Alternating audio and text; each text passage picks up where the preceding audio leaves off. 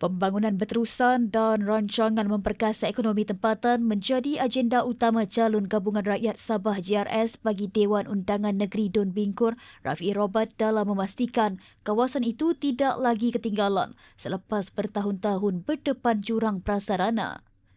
Beliau berkata pembaharuan pembangunan mesti disambung tanpa henti, terutama selepas Bingkur sebelum ini dikategorikan sebagai kawasan yang jauh tertinggal berbanding daerah berdekatan.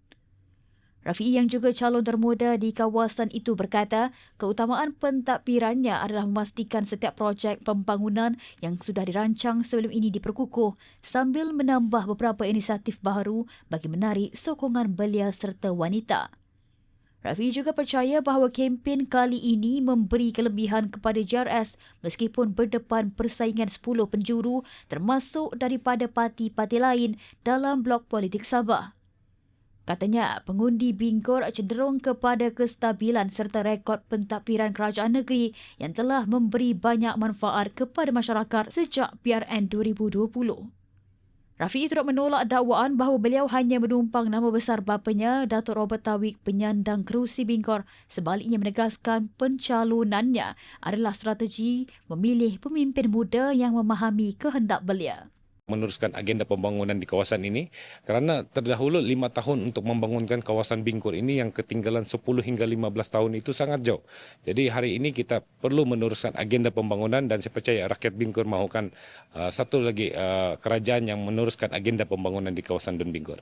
Ya, tanpa mengetepikan peranan daripada pemimpin terdahulu, saya akan meneruskan semua apa yang telah dirancang dengan ditambah oleh rancangan-rancangan yang saya bawa pada hari ini untuk menarik perhatian anak-anak muda dan wanita di kawasan ini. Karena saya percaya apabila kita membantu ekonomi rakyat yang menjadi nadi rakyat pada hari ini, mereka akan terus memberi sokongan kepada saya.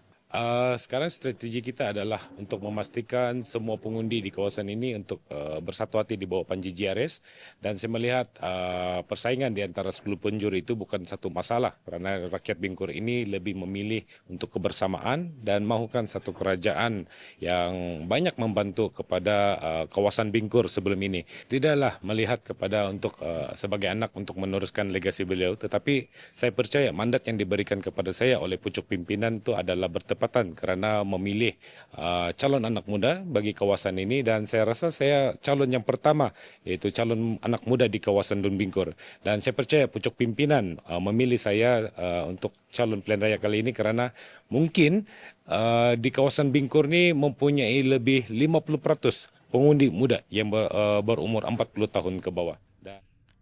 Beliau berkata demikian ketika ditemui selepas rakaman bual bicara PRN di Bingkur Keningau hari ini.